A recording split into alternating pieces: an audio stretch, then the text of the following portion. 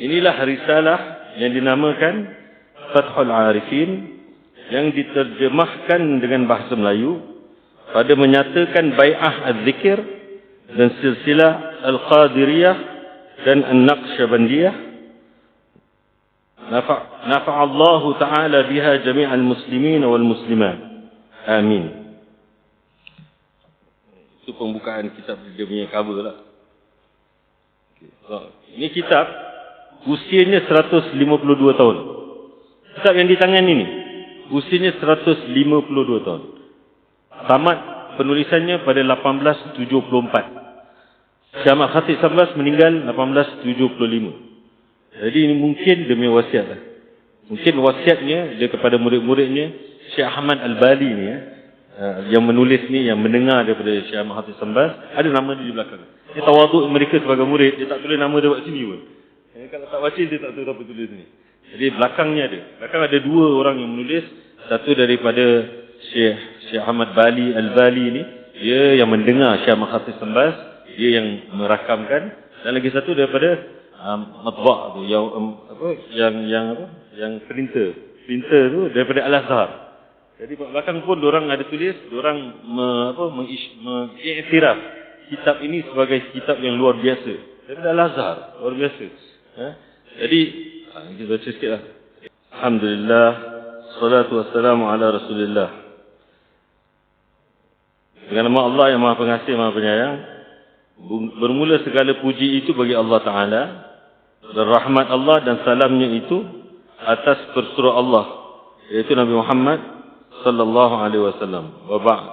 Hadhihi risalatu latifatun fi bayani bai'at al-dhikri wa silsilat al-qadiriyah wa naqsyabandiyah. Dan kemudian daripada itu, maka inilah suatu risalah yang kecil pada menyatakan bai'ah zikir dan silsilah tarikah yang dibangsakan kepada Qadiriyah, Sayyidi Abdul Qadir Jailani dan Naqsyabandi.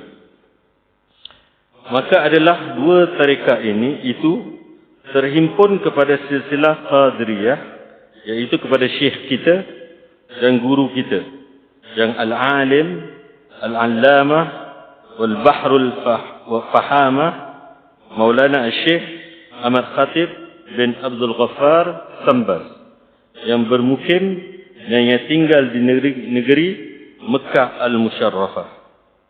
Muqaddimah. Ini muqaddimah bermula kaifiat talqin dan bai'ah guru kita yang disebut itu. Maka hendaklah ia membaca, syekh dan murid mula-mula. Bismillahirrahmanirrahim. Allahumma aftah li bi futuhil arifin. Tawajjuh. Ala kemudiannya maka membaca Bismillahirrahmanirrahim. Alhamdulillah. Wassalatu wassalamu ala al-habibil alil azim Sayyidina Muhammad al-hadi ila as-siratil mustaqim. Bismillahirrahmanirrahim. Astaghfirullah al-ghafur ar-rahim. Astaghfirullah al-ghafur ar-rahim. Allahumma salli ala Sayyidina Muhammad wa ala alihi wa sahbihi wa sallim. Dua kali. Kemudian maka membaca zikir syekh dahulu.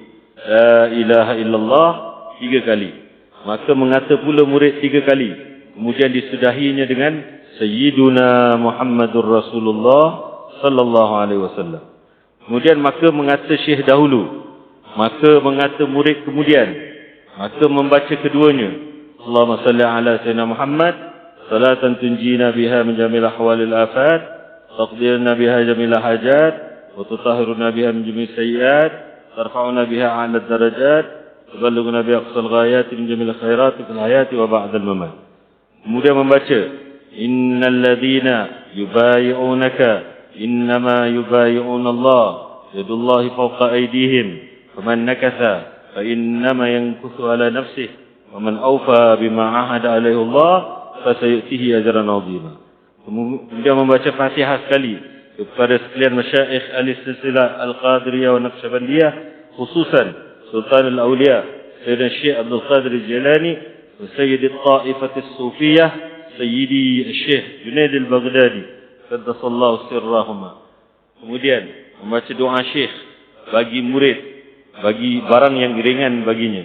Kemudian memberi tawajuh syekh bagi anak murid 1000 kali atau terlebih dari 1000. Artinya, ketahuilah olehmu hai salik, bahawasanya manusia itu bersusun daripada 10 lataif. Yang 5 daripadanya dinamai akan dia alam al-amr, iaitu latifah al-qalb, artinya halus hati. Kedua, latifah ar-ruh, artinya halus roh. Dan ketiga, latifatus sirri, artinya halus rahsia. Dan 4, latifatul khafi, artinya halus yang tersembunyi.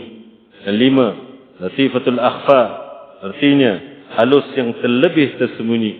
Dan yang 5 daripadanya dinamai akan dia alamul khalaq, iaitu latifatun nafs, iaitu halus otak, seperti yang lagi akan datang.